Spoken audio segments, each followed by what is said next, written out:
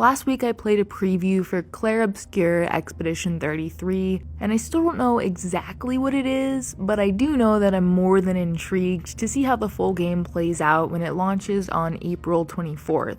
It's shaping up to be something quite special. I spent just about 2.5 hours in this demo and found myself engrossed in the game's setting and narrative. Just when I thought I was starting to understand this fantastical French world, another weird thing would happen. So I just decided to go with the flow and stop trying to make sense of it all. A bit of a slow burn at first, but once the game's true colors started to show, I was more than happy to be along for the ride. So here's a look at my bizarre journey through Expedition 33. Our story starts off simple, just a little ways into the game after the prologue. I was given a montage of the events that led up to this point. Basically, we head out on an expedition to stop someone called the Paintress, who's going to kill everyone of the age 33. Apparently, she's been doing this for quite a while, counting down each year, and will continue to do so until eventually there's no one left. Something happened to our crew, and Gustave here has been separated from the group. Now, we've awakened in the beautiful spring meadow, and we're looking for survivors. I played on medium settings, by the way, and I was pleasantly surprised with how it ran on my 6-year-old PC. I had one crash that I'll get to later, and some weird things were going on with the hair and the shadows cast by it, but overall performance was better than I expected. Immediately, running around feels good. I like when sprinting actually lets you go fast. And this place is gorgeous. We have a combat tutorial, which is only included here for the sake of this preview, and it's pretty standard for a turn-based game like this. We do get a ranged weapon and can use it to hit an enemy's weak point before moving on to melee. Other than that, there's a basic attack, various consumables, and a few skills that cost a certain number of action points to use. When it comes to defense, you can either dodge or parry most attacks if your timing is sharp enough. All of these basics feel great. I like all the flashy animations and camera angles, a good start. Further onwards, we find another member of our expedition, Lumiere. She and Gustave share a heart-to-heart, and then it's battle time. Lumiere's got some different environmental spells to throw into the mix, and we learn that we can pull off an extra powerful parry called an expedition counter, where the whole group attacks the enemy at once. As our search for more survivors continues, I can't help but notice how wacky Lumiere's hover sprint looks. She also gets caught on terrain sometimes, so I opted to stick with Gustave. But you can switch between all your party members at the press of a button. Expedition flags scattered around act as save points where we can heal and level up our party and assign each character with new skills. There's some more combat encounters, and I'm getting the hang of it, although my timing could use some work. And it all seems like your standard semi-open world type thing, some loot to collect off the beaten path if you want, slowly leveling up your party, there's this weird FromSoft style jar guy that's pretty cool, and then everything changed when I got to the first boss. It's here I learned that I love to jump the gun. That last second before the enemy goes in on you was really testing my patience, and missing this precise window of time means you take a lot of damage. Eventually I got tired of this, so I switched from normal to story mode, and from what I can tell, this doesn't affect enemy health or how much damage you do, it just significantly lowers your damage taken. Perfect, now I can practice my parries in peace. Even with my limited party size and equipped skills, I can already tell that future battles will get extremely involved, and I can't wait to mess around more with character builds and synergies. The combat system is so fun, even if you have no idea what you're doing, and with this epic final blow, the crew is victorious. Soon after, we stumble across a note that seems to be written by an ally of ours, and Gustave and Lumiere get into a debate about whether or not they should follow protocol and wait at the predetermined meeting spot, or stage a rescue, potentially walking right into a trap. This is where I start to get into the story. The characters are excellently voiced, and I can tell these two have a long history. I can feel the stakes involved with this decision and the entire mission, and I am living for the drama. Ultimately, we decide to follow the lead, and then comes the first big surprise, the overworld map. The continent is broken up into smaller maps, like the spring meadow that we started in, and they're all connected by this extremely strange overworld. The characters are bigger than they should be, based off the size of the landmarks scattered around, but they also feel like miniature figurines at the same time. Here, sprinting feels extremely slow, even though it looks like Gustave is running his little heart out. I went to the wrong place, of course, found some glowing sheep, and got clobbered by a boss. Oh, good thing they put that big red X on the map. Gustave and Lune bicker some more as they set up camp. For now it's pretty empty, but once we get our full party up and running, I'd imagine there's more to do, gossip to be heard, and so on.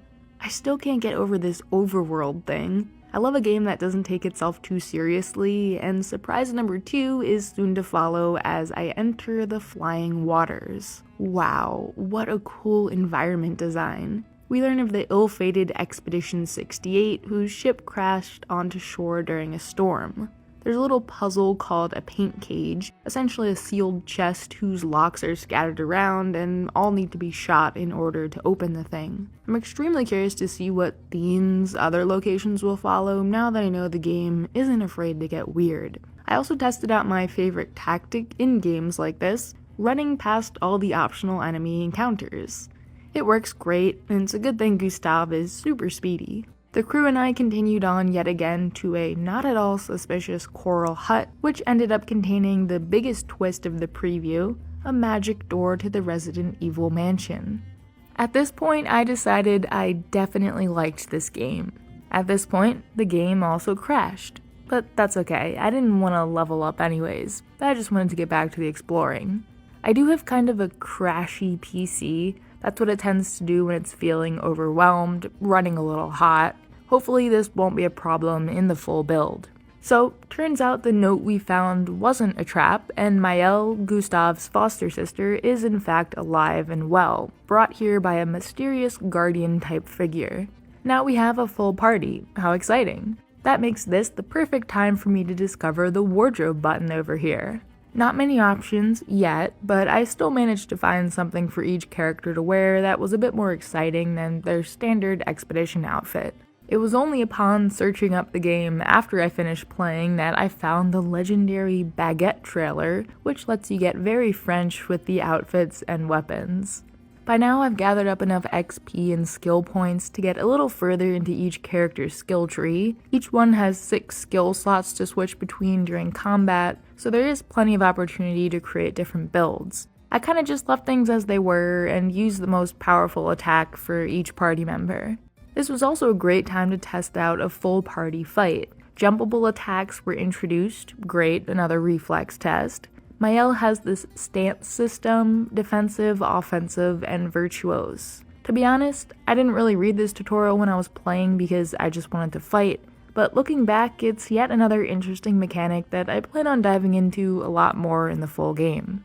I'm still loving all these cinematic angles during combat, the music, the dramatic zooms. Whoever said turn-based was synonymous with boring? Definitely not me in a past life. Speaking of boring, this moment wasn't. This is Monoco, a gestural merchant that you can fight in order to reveal their rarest and most expensive items for sale. Yeah, this game officially rules. Now fully grossed in the experience and ready for anything it could possibly throw at me, it sadly would be coming to an end shortly. Enter Goblu. This was a long fight. I'm sure I could have spec'd my characters better beforehand for them to be able to deal the max amount of damage and synergize with each other, but I'm more of a vibes-based player, what can I say? Group parrying a giant stomping monster never gets old though, and it turns out their weakness is lightning. It seemed to be guarding the entrance of the village that we were just headed for, so now there's nothing standing in our way, except for the end of the preview. I definitely wasn't ready for the game to end yet, so I'd say that's a great sign. And I definitely wasn't ready for how much I came to care for the characters and their story over the course of 2.5 hours. And that's without even experiencing the intro firsthand and seeing everything go wrong leading up to this moment. Before I head out, I'm gonna do a quick summary in case you skipped through to the end of the video. The good story setup is wonderful. I genuinely wanted to know what was going to happen the whole way through. The fantastic character performances only added to this, and I'm torn between playing the full thing with the English or French dub. Sandfall Interactive is a French studio, so I'm kind of leaning towards the latter.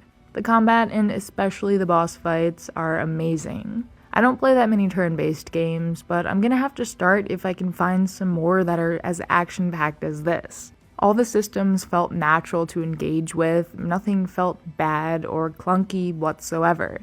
As for some small things I didn't like, random encounters. I never like these, they always feel like a chore, but it was pretty easy to avoid most of them. And you're probably going to want to do them if you're playing above story difficulty where your character's level will matter a lot more.